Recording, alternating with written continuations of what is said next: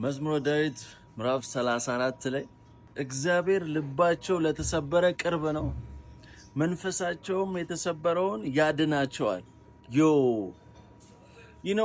በህይወታችሁ ሲሳካላችሁ፣ ጥሩ ሁኔታ ላይ ስትኖሩ፣ ሁሉ ነገር ሲመቻችላችሁ በጣም ብዙ ሰዎች ይከባችኋል። በሰው ትከበባላችሁ። but the moment ከባድ የሆነ ሁኔታ ውስጥ ስታልፉ፣ ስትራግል ውስጥ ስትገቡ፣ ፌል ስታደርጉ ሰዎች ይርቃችኋል። ግን እግዚአብሔር ልባቸው ለተሰበረ ቅርብ ነው። አይገርማችሁ?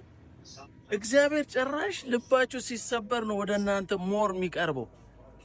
እና God is the closest. I don't know who need to hear this. በከባድ ሁኔታ ውስጥ እያለፋችሁ ያላችሁ ሰዎች እግዚአብሔር ቅርባችሁ ነው። God is the closest.